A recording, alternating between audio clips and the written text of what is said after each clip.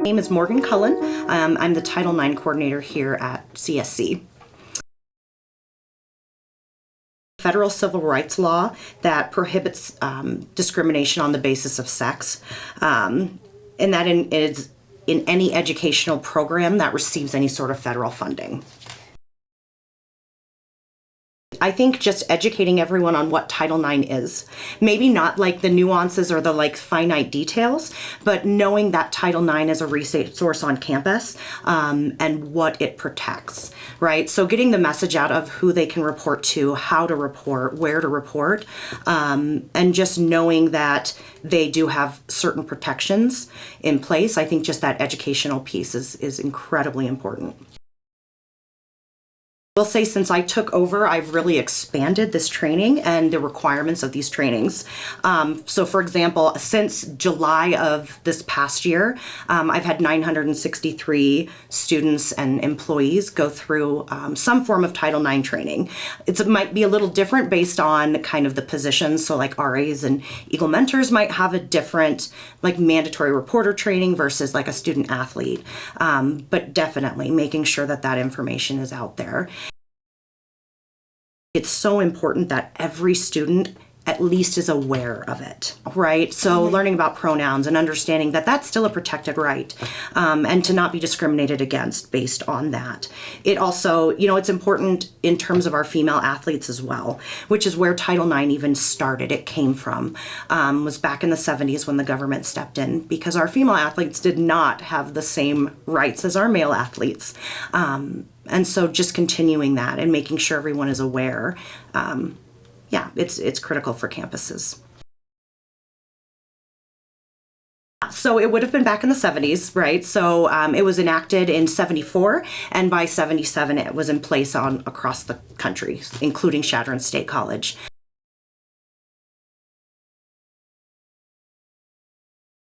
Obviously more funding for Title IX.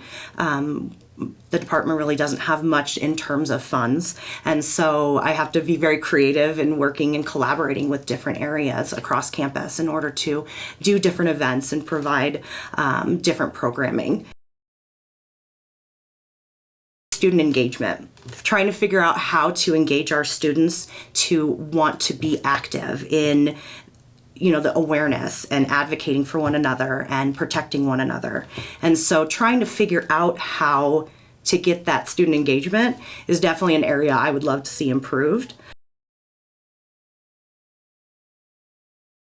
One of the very first cases that I was a note taker on really showed me the direction that I wanted to go in, because it's not the case was handled incorrectly. It's just that level of human care, it felt very cold, right? And so one of the individuals involved, she struggled through it, right? And it was really hard to watch.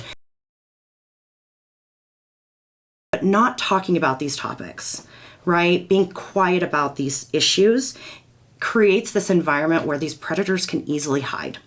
And so for me, it's just, I want to talk about it all the time, right? It's a very specific process that we have to follow. It's all outlined in that board policy 3020. And so typically you see across campuses that it is very, process. For me, it's really important, this case management piece, which is something different that I do. And following up with students who go through things so that they are not alone, right? So it's not like they come to my office and it's a one and done, right? For me, it's really important to follow up with them to ensure that they're doing okay. My office is located on the 3rd floor of Kreitz, office 336, which is right next to Health Services. Anytime I'm here, come on in. My doors I try to keep it as open as I can. I do have an email address, so it's mcullen@csc.edu, or you can send an email to Title9coordinator@csc.edu. I also carry a 24-hour Title IX hotline phone with me at all times. That number is 308-430-0980. You can call, text any time of the day or night. I always say at nighttime texting, I might not hear that notification, but as soon as I, wake up and see the message, I'll get right back to you.